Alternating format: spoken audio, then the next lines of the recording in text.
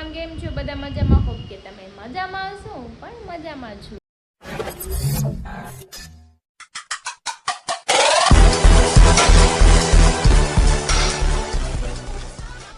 તો સ્વાગત છે તમારા મારા નવા વિડીયોમાં તો ના વાગી ગયો છે 10 અને મારો ગચ્ચું બહુ તોફાન કરે છે નકરું ગલ્લે જાય ને એમ કે ફ્રૂટી આપો શોલા આપો ચોકલેટ આપો નકરું માંગા કરે પડી જાય તો કઈ નહીં ચલો મારે નાસ્તો કરવાનો બાકી છે નાસ્તો કરી લો ક્યાં જવું છે ક્યાં ભલે રિહાણી મમ્મા નથી જોતી હવે બહુ માર શોધે મમ્માને જો પવન આવ્યો ભાગો કટ્ટી હું કઈ બોલતી નથી તારા તમ તારો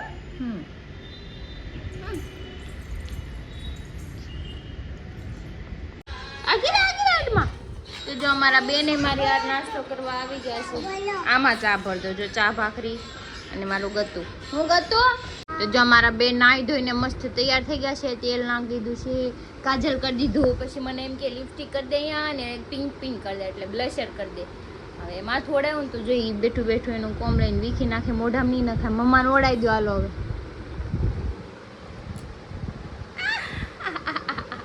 તો બપોરનો ટાઈમ થઈ ગયો છે જમવાનો જો કે લેટ થઈ ગયું છે સમથિંગ 2:30 જેવું કેમ કે મેં લેટ નાસ્તો કર્યો હતો એટલે હું રોજે લેટ જ જમું છું તો જો જમવાનું લઈ આવ્યું છું બટેકાની સબ્જી રોટી કાંદા પછી મારી ફેવરિટ છે કઢી છે એકદમ કડકડી ને છાશ તો ચલો આપણે ખાઈ લઈએ ને મમ્મી ગટુને સૂર આવે છે સૂઈ જાય પછી હું પણ સૂઈ જાઉં 2 hours later તો મારા બેન જાગી ગયા છે નાના જાયગો હા તો કોનો ઠીકો છો મમ્માનો નથી કેમ ખાલી નથી હું બોલું છું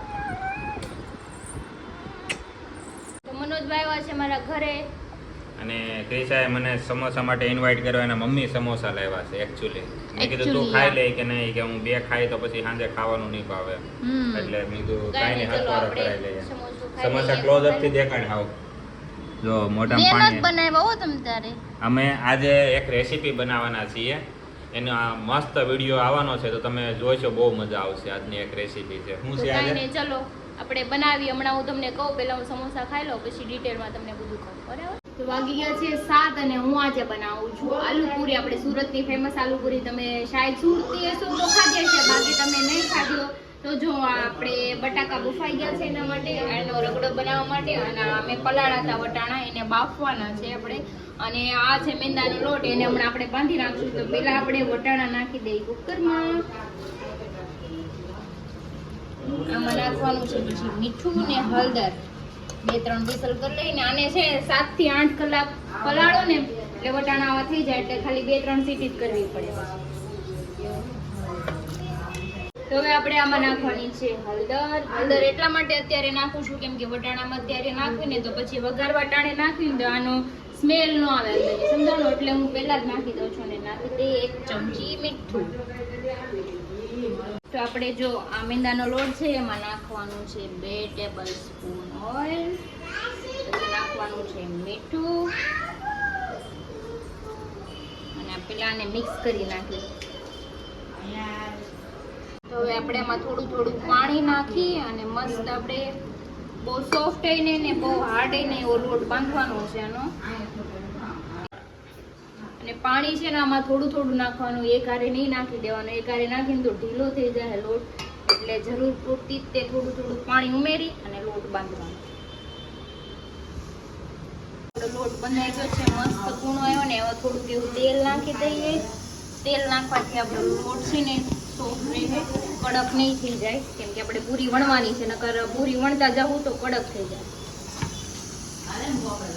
તો જો હવે આપણે પૂરી વણવાની છે કેમ કે હું મોટી રોટલી બનાવીને એમાંથી નાના રાઉન્ડ કરીશ અને એક બનાવી હોય તો આપણે પાણીપુરીની પૂરી હોય ને એ સાઈઝની તમારે બનાવવાની રહેશે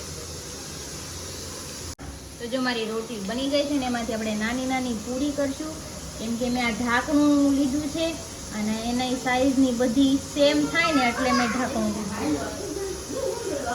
કેમ લાગે સકડા દીધા છે થઈ જ જાય ને એ તો હમણાં કરી નાખી તો જો આપણે મસ્ત મસ્ત બની ગઈ છે પૂરી. એકદમ ગોળ થઈ ગયો મસ્ત. બધી સેમ થાય ને એટલે આપણે આવું પૂરી છે.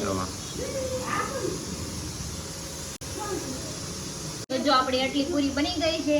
એમ કે એકલા બનાવવાની હોય એટલે એટલી જ બનશે. જેટલી બનાવવાની બાકી છે તો હાલો આપણે ફટાફટ બનાવી નાખીએ. તો જો આપણી આ પૂરી બધી વણાઈ ગઈ છે. હવે હમણાં 5-10 મિનિટમાં છે ને આપણે તેલ ગરમ કરીને તળી હોતે નાખીએ. અને જો વટાણા બી બફાઈ ગયા છે. તો જો આપણું તેલ ગરમ થઈ ગયું છે. હવે એમાં આપણે નાખી દઈએ પૂરી. બહુ ક્રિસ્પી નથી કરવાની આપણે આને. કાચી પાકી કાઢી લેવાની. આમ પકાઈ જાય પણ આમ કાચી પાકી. જો આ ટાઈપ. તો જો આપણી આલુ પૂરી બની ગઈ છે ને બહુ બધી બની છે. મને એવું લાગે છે કે બધા ખાઈ લે. હવે આપણે આને મસ્ત આપણે એને છે ને ભોજન થાય ને આપણે એને એકદમ ચેપી નાખવાનું છે પૂરી. તો જો મારી કેટલી બધી પૂરી મસ્ત થઈ ગઈ છે. હવે મારે બીજી બનાવવાની છે ચટણી અને પછી આપણે બનાવવાનો છે રગડો. આગળ જોતા રહ્યો મસ્ત બનાવો તમને શેર કરું બધું. તો જો મેં નીચે પેપર રાખ્યું છે કેમ કે આપણું આને અંદર જે ઓઇલ હોય ને એ બધું સોક કરી રહે ઓઇલ. અને આપણે આને ભીણી દઈને મસ્ત કરી નાખીએ. જો નીકળું તેલ એટલે આમાં તેલ છે ને બધું નીકળી જાય. જો એટલે આવી રીતે હંમેશા કરવું એટલે બહુ તેલ ચીપચીપું ન લાગે ખાવામાં. તો જો આપણે ગ્રીન ચટણી બનાવવાની છે તો આપણે એમાં મરચાં નાખી દીધા છે. સ્પાઈસી છે બહુ એટલે બહુ નથી નાખવા. અને ધાણા નાખવાના છે કેમ કે આ ચટણી છે ને બહુ સ્પાઈસી નથી કરવાની. અને થોડુંક નાખી દઈશું મીઠું. અને એમાં નાખી દઈશું આપણે ઠંડુ પાણી. તો જો મેં આની અંદર ઠંડુ પાણી બી નાખી દીધું છે. ઠંડુ પાણી નાખવાથી છે ને આપણી ચટણી એકદમ ગ્રીન બને છે. મસ્ત ફ્રેશ લાગે. તો જો આપણી ગ્રીન ચટણી બની ગઈ છે. જો એનો કલર જો કેટલો મસ્ત આવ્યો છે ને. જો આ કોકમ છે ને આ સ્પેશિયલ આપણે આ ચટણીના જ આવે છે કેમ કે આમાં મીઠું ને એવું કંઈ નાખવું નથી પડતું. બધું નાખેલું જ આવે છે. તો અમે 3 કલાક પલાળેલા હતા ગરમ પાણીમાં. તો હવે આપણે આની ચટણી બનાવી નાખીએ. હવે આપણે આખું જીરું બસ બીજું કંઈ નથી નાખવાનું કેમ કે જો કોકમની ચટણી બની ગઈ છે. આવી થીક જ રાખવાની છે આપણે. મસ્ત બની છે. મેં ટેસ્ટ પણ કરી લીધી. તો જો આપણે તેલ મૂકી દીધું છે અને બહુ જાજુ તેલ નથી નાખવાનું. તેલ ગરમ થાય એટલે આપણે કદાચ થીક કરી લઈએ. ગરમ નથી થયું એટલું બધું થઈ ગયું છે પણ આપણે એમાં જીરું નાખવાનું છે. જીરું થોડુંક તડ થાય ને પછી એમાં નાખવાનું છે આપણે આદુ લસણની પેસ્ટ છે. અને આ છે મરચીની પેસ્ટ.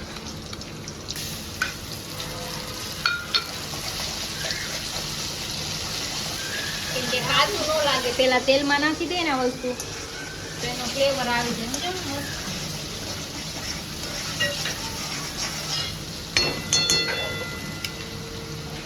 હવે આપણે એમાં નાખી દઈશું ધાણા જીરું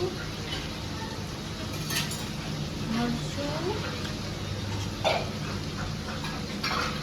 અને અત્યારે આપણે આમાં છે ને નમક નથી નાખતા કેમ કે ઓલરેડી આપણે રગડો બાફા મૂક્યો હતો ને વટાણા એમાં નાખેલું છે. નકર પછી ખારું થઈ જાય. પછી ટેસ્ટની પ્રમાણે આપણે નાખવાનું. સમજાણું.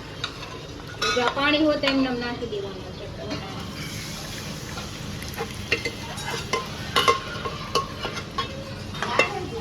નાખ્યા પછી આપણે નાખી દેવાના છે બટાકા.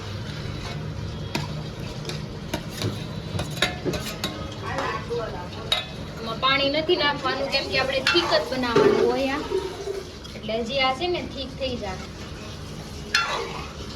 આપણે આમાં થોડોક એવો ગરમ મસાલો નાખવાનો છે. મિક્સ કરી જો એકદમ થીક થઈ ગયો છે. રગડો બની ગયો છે.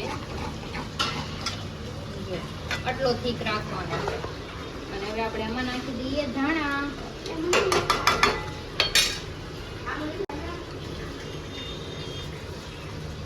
લાસ્ટ ધાણા છે. બાકી મેં નમક નથી નાખ્યું કેમ કે મેં ટેસ્ટ કરી લીધું છે. મારે નમક બરાબર છે.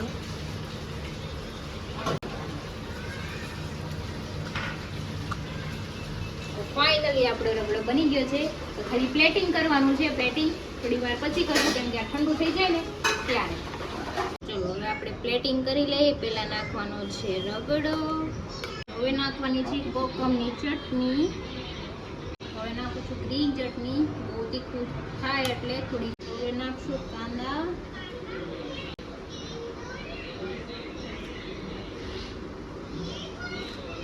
રેટિંગ મરકી લાગવી તો જોઈએ ને, નકરા કાંદા ને એવું દેખાય. હવે નાખવાની છે મવીસ. હવે આપણે નાખી દઈએ સેવ. પેલા સેવ ને કાંઈ ભૂલું. મને ખબર છે પણ માં પ્લેટિંગ કરવી છે ને એટલે સમજાણું. અચ્છા. આઈ નો પેલા સેવ આવે પણ આપણે પ્લેટિંગ કરવા માટે, ડેકોરેશન કરવા માટે આવી રીતે કરવાનું. સમજાણું તમને? અચ્છા. આની ઉપર હજી કાંદા ને એવું આવશે તમારે ખાવાનું. તમારી આલુ પૂરી ફાઇનલી બની ગઈ છે. હમણાં ટેસ્ટ કરીને આરી થોડી વાર પછી કહેશે. અને જો સબસ્ક્રાઇબ મિત્રો તમને મારી આ શું કહેવાય આલુ પૂરી કેવી લાગી તમે મને કમેન્ટમાં કહેજો. અને હું તમને આવી નવી રેસીપી આપતી રહીશ અને હરીને બનાવીને ખવડાવતી રહીશ. પ્લસ મનોજભાઈ ખાહે. હરીને એક પૂરી ખવડાવે અત્યારે હાલ. ઈ તો કદાચ ખાહે ને, હું ખાઈ લઉં. મને ના ભૂખ લાગી ભાઈ. હું ખાઈને જોઈ લઉં. ભૂખ લાગે ત્યારે હું ખાઈને હું ટેસ્ટ ખાઈને કરી જોઈ લઉં. પછી ખાઈને જોઈ લઉં.